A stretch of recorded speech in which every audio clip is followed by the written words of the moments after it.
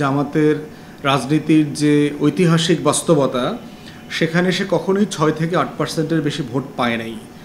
আবার সিটের হিসাবেও সে এককভাবে অথবা জোটের রাজনীতি করেও 18-র বেশি সিট পায় নাই, 2জন মহিলা সংসদ সদস্য ছিল।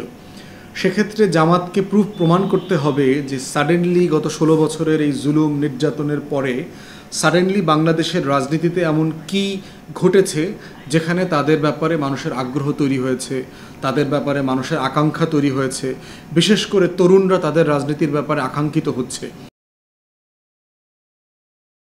সাবেক আইজিপির স্বীকারোক্তিকে কিভাবে দেখছেন? এখন আরও অনেকেই অপরাধের কথা স্বীকার করে আত্মসমর্পণ করলে সাজা কি তাদেরকে মওকুফ করা হবে? দেখেন, রাজসাক্ষী হওয়ার একটা কালচার সারা দুনিয়াতে আছে। আপনি একটা অপরাধের মূল অপরাধী, বড় অপরাধীদেরকে ধরবার জন্য যদি আপনি সাহায্য করেন ছোট অপরাধী হয়েও, সেক্ষেত্রে তাদেরকে ক্ষমা করে দেওয়া, সাজা মওকুফ করা অথবা সাজা কমিয়ে আনার মতো বাস্তবতা সারা দুনিয়ার লিগ্যাল সিস্টেমে আছে, যেটাকে বাংলাদেশের আইনে অ্যাপ্রুভার বলা হচ্ছে রাজসাক্ষী হওয়ার ক্ষেত্রে। সেক্ষেত্রে প্রথমত হচ্ছে আমি চৌধুরী মামুন সাহেবকে আমি ওয়েলকাম করতেছি, স্বাগত জানাই তার সিদ্ধান্তকে। কারণ তিনি কমান্ড সিস্টেমের অংশ ছিলেন, তিনি এই গণহত্যার অংশ। তার সর্বোচ্চ সাজা হবে বাংলাদেশের আইনে, ইতিমধ্যে যে এভিডেন্স আসছে সেখান থেকে। যদি সে বাঁচতে চায়, রাষ্ট্রকে হেল্প করলেই তার বাঁচার সুযোগটা সবচেয়ে বেশি। এবং সেক্ষেত্রে সে যে সাক্ষী হওয়ার সিদ্ধান্ত দিয়েছে সেটার মাধ্যমে বিচারটাও প্রক্রিয়াধীন যেটা আছে এটা ত্বরান্বিত হবে এবং জেনুইন ক্রেডিবল এভিডেন্সের মধ্য দিয়ে হাসিনা এবং তার গ্যাংকে বিচারের মুখোমুখি করা যাবে। অতএব সেইটা একটা ঐতিহাসিক জায়গা, রাইট সিদ্ধান্ত, এবং সেটা লিগ্যাল প্রসেসে তাকে সাজা মওকুফ করা অথবা কমিয়ে দেবার কালচার সারা দুনিয়াতে যেটা আছে সেটা অবশ্যই ট্রাইব্যুনাল বিবেচনা করবে। এনসিপির পদযাত্রাকে কিভাবে দেখছেন? এনসিপি কি রাজনীতিতে খুব ভালো কিছু করতে পারবে বলে মনে করেন? প্রথম কথা হচ্ছে যে এইটা তো খুবই আশা জাগানিয়া একটা ব্যাপার। যেটা বলা হচ্ছিল যে এনসিপি কোনো উদ্যম উচ্ছ্বাস নাই, এনসিপির প্রতি মানুষের আগ্রহ হারিয়ে গেছে, এনসিপি তো ফুৎকারে চলে গেছে, এনসিপির কোনো সমর্থক বাহিনী নাই, এইভাবে বহুভাবে এনসিপিকে হেয় করা, ছোট করার কাজ আমরা দেখেছি। কিন্তু এই পদযাত্রা যেটা দেখলাম, প্রত্যেকটা জেলাতে যেই মানুষের ঢল নেমেছে এবং বিশেষ করে যুবকদের, যুবক যুবতী তরুণদের যে ঢল নেমেছে, সেটা মারাত্মকভাবে আমাদেরকে আশান্বিত করেছে। এবং আমরা 24-এ ফিরে গেছি ইনফ্যাক্ট সবাই, যে সেই নস্টালজিক হওয়ার মতো জায়গা, যে জুলাই আগস্টে যেভাবে আওয়াবিলের মতো পাখিরা নেমে এসেছিল সারা দেশে, সেই তরুণ তরুণীরা আবারও এই জুলাই আগস্টের পদযাত্রায় অংশগ্রহণ করছে, নতুন রাজনীতির প্রতি যে আশান্বিত হচ্ছে, এটা সার্টেনলি আমরা স্বাগত জানাই। এখন এই জায়গাটাকে কিভাবে পলিটিক্যালি কাজে লাগানো যায়, আসন্ন নির্বাচনে এটাকে ইলেকটোরাল পলিটিক্সে কীভাবে রূপান্তরিত করা যায়, সেই জায়গাটা নিয়ে এনসিপি কাজ করবে। বৃহত্তর যে ঐক্য গড়া দরকার নির্বাচনের স্বার্থে, এদেরকে রাজনীতিতে অ্যাকোমোডেট করবার স্বার্থে, সেই রাজনীতিতে তারা করবে বলে আমি আশা করছি। সম্প্রতি ক্ষমতায় যাওয়ার ব্যাপারে জামাতকে বেশ আত্মবিশ্বাসী দেখা যাচ্ছে, আপনার মতামত কি? দেখেন, ভোট দিলে যে কোনো দল ক্ষমতায় যাবে, কিন্তু প্রশ্ন হচ্ছে যে জামাতের রাজনীতির যে ঐতিহাসিক বাস্তবতা, সেখানে সে কখনোই 6 থেকে 8% বেশি ভোট পায় নাই। আবার সিটের হিসাবেও সে এককভাবে অথবা জোটের রাজনীতি করেও 18-র বেশি সিট পায় নাই, 2জন মহিলা সংসদ সদস্য ছিল। সেক্ষেত্রে জামাতকে প্রমাণ করতে হবে যে সাডেনলি গত 16 বছরের এই জুলুম নির্যাতনের পরে সাডেনলি বাংলাদেশের রাজনীতিতে এমন কি ঘটেছে যেখানে তাদের ব্যাপারে মানুষের আগ্রহ তৈরি হয়েছে, তাদের ব্যাপারে মানুষের আকাঙ্ক্ষা তৈরি হয়েছে, বিশেষ করে তরুণরা তাদের রাজনীতির ব্যাপারে আকাঙ্ক্ষিত হচ্ছে, সেই জায়গাটা আসলে আদৌ আছে কি না। তারা সংগঠন হিসেবে অনেক মজবুত, কোনো সন্দেহ নাই, তাদের বিশাল কর্মী বাহিনী আছে, আর্থিকভাবে অনেক সচ্ছল সংগঠন। এই স্ট্রেংথের বাইরেও তার আসলে রাজনীতিটা আছে কিনা, সে 71 প্রশ্ন ডিল করতে পারছে কিনা, তরুণ যুবকদেরকে সে আকৃষ্ট করতে পারছে কিনা, এই বাস্তবতায় জামাতকে প্রমাণ করতে হবে যে আসলে সে সাধারণ মানুষের দল হয়ে ওঠার ব্যাপারে সে কতদূর এগোলো। তার উপরে ভিত্তি করবে জনগণ তাকে ভোট দেবে কিনা, জনগণ তাকে বেছে নেবে কিনা।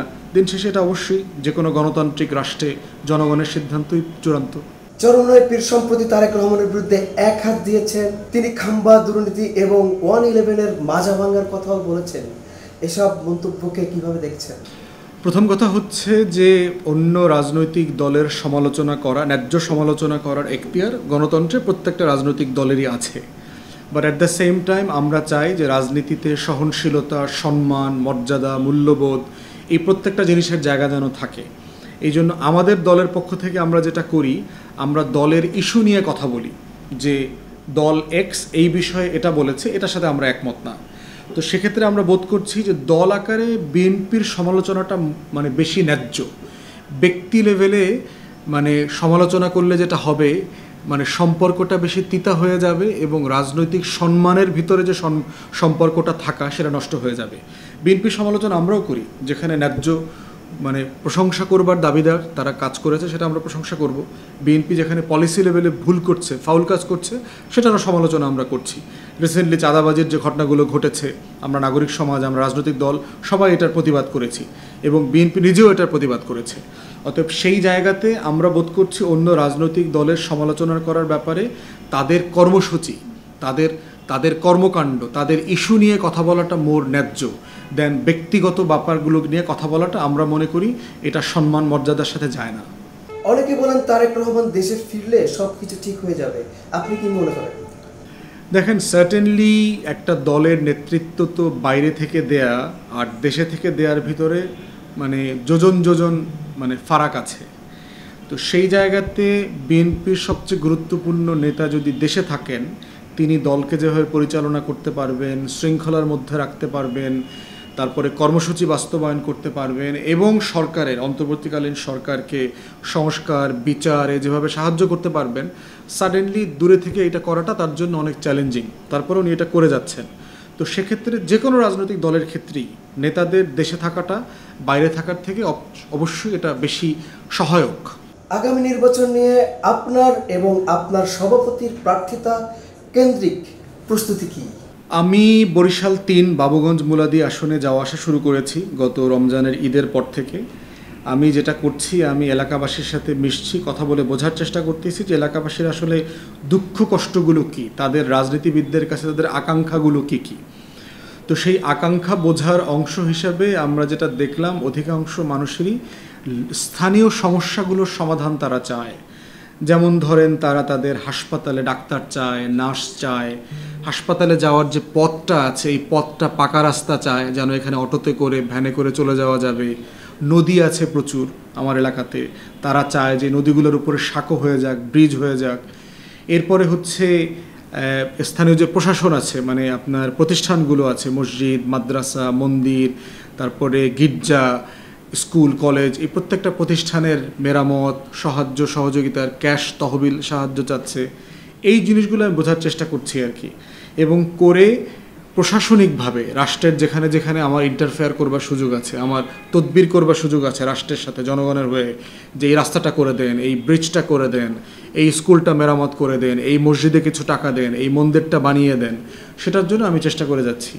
তো আমার প্রস্তুতির কাজ হচ্ছে যে আসলে আমার পারফরমেন্স, আমার কাজ দিয়ে আমি আস্থা অর্জন করতে চাচ্ছি, রাদার দ্যান আমি করে দেব ফিউচারে এটা করব সেটা করব। যেমন আমি আমার আসনের 2টা উপজেলার প্রায় 60টা রাস্তা পাকা করবার জন্য ইতিমধ্যে মন্ত্রণালয় থেকে আমি সুপারিশ করায় নিয়ে আসছি, এবং এটা অগ্রাধিকার ভিত্তিতে তারা ওই এলাকাতে এই কাজগুলো যেন তারা করেন, তারা এই ব্যাপারে মাননীয় উপদেষ্টা এখানে বরাদ্দ দিতে বলেছেন এবং কাজ করতে বলেছেন। আমার 2টা হাসপাতাল, আমার 2টা যে স্বাস্থ্যকেন্দ্র আছে উপজেলায়, সেটা নিয়ে আমি কাজ করেছি, আমি উপদেষ্টার সাথে দেখা করেছি, এটা করে দেবেন, এটার ব্যাপারে তারা কাজ করছেন ইতিমধ্যে। আমি বেশ কিছু প্রতিষ্ঠানের জন্য আপনার সরকারের কাছে তহবিল চেয়েছি যে এই মসজিদে, মাদ্রাসায় কিছু টাকা পয়সা দেন। ইতিমধ্যে 1-2টা প্রতিষ্ঠানে তারা টাকা পয়সা দিয়েছে, চাল দিয়েছে, তারপরে ক্যাশ টাকা দিয়েছে, আরও কিছুটা পাইপলাইনে আছে। এবং টিএনও মহোদয় যে আছে, স্থানীয় প্রশাসন, বরিশালের জেলা প্রশাসক যারা আছেন, তাদের সাথেও কথা বলেছি যে এই কাজগুলো কীভাবে এগিয়ে নিয়ে যাওয়া যায়।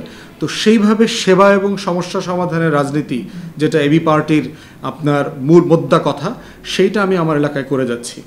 পার্টির চেয়ারম্যান মুজিবুর রহমান মঞ্জু আপনার ফেনী সদরে নির্বাচন করবেন, ফেনী 1-এ। তিনি ওখানে যাওয়া আসা শুরু করেছেন, সংগঠন গুছাচ্ছেন, ইউনিয়নে কমিটি এবং নির্বাচনী সংগঠকদেরকে নিয়ে তিনি মিটিং করছেন, এলাকার সমস্যাগুলো বোঝার চেষ্টা করছেন এবং আগের থেকে অনেক বেশি এলাকা সংশ্লিষ্ট প্রোগ্রামাদিতে অংশগ্রহণ করবার চেষ্টা করছেন। তো এইভাবেই আমাদের আরও প্রায় 15-20 জন প্রার্থী, সম্ভাব্য প্রার্থী, তারা এলাকায় যাতায়াত করছেন। এবং আমাদের ওই কনসেপ্ট একটাই, যে এলাকাবাসীর সমস্যাটা কোথায়, কি করা যাবে, আমি কি উদ্যোগ নিলে এটা সমাধান করা যাবে। সম্প্রতি দেখেছেন ফেনীতে প্রচুর বন্যা হয়েছে, দলের চেয়ারম্যান মুজিবুর রহমান মঞ্জু আপনার দুর্যোগ ব্যবস্থাপনার দায়িত্বে যিনি উপদেষ্টা আছেন ফারুকী আজমের সাথে গিয়ে দেখা করেছেন, তার কাছে দাবি করেছেন এবং ফেনীর এই বন্যা অ্যাড্রেস করবার জন্য উদ্যোগ নেবার জন্য বলেছেন। অতএব এইটা হচ্ছে আমাদের কাজ আর কি, যে রাষ্ট্রকে বাধ্য করা জনগণের পাশে দাঁড়ানো, রাষ্ট্রের সাথে তদবির করা, রাষ্ট্রের সাথে সমঝোতা করা, দর কষাকষি করা, যে আমার এলাকার জন্য কিছু দিতে হবে, করতে হবে, আপনাকে কেন করবেন না। তো এই পদ্ধতিতেই আমরা আমাদের সকল সম্ভাব্য প্রার্থীরাই এলাকায় কাজ করে যাচ্ছে এবং রাষ্ট্রের সাথে প্রশাসনের সাথে যেখানে দেন দরবার করার সুযোগ আছে সেটা আমরা করে যাচ্ছি।